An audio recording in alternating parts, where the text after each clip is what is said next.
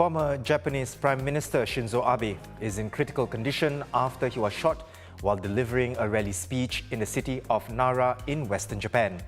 Current Prime Minister Fumio Kishida giving an update a short time ago that doctors are doing everything they can for Mr. Abe.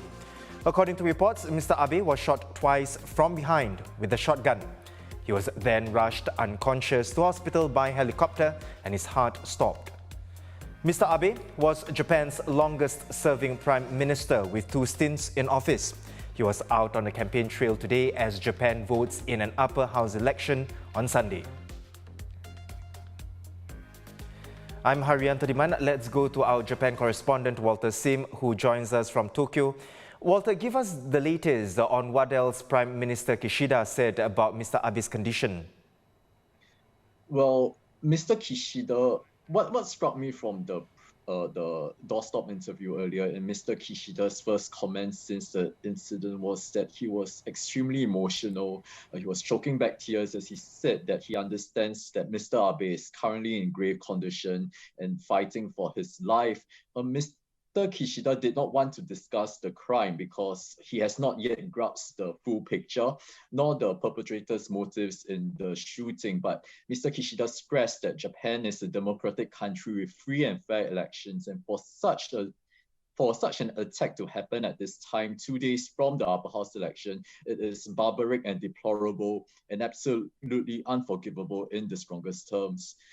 Meanwhile, more details have also come in about the alleged gunman, who has been named as 41-year-old Tetsuya Yamagami, who lives in Nara. Yamagami, well, he served for 3 years in the Maritime Self-Defense Forces until 2005, according to the Defense Ministry. And he had apparently used a homemade improvised shotgun in the shooting.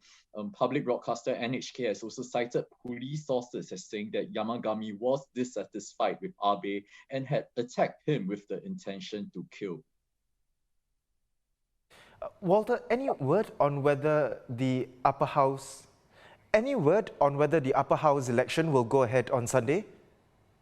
Right. So I think nothing has been decided at this point, and Prime Minister Fumio Kishida also said as such earlier on when he met the press.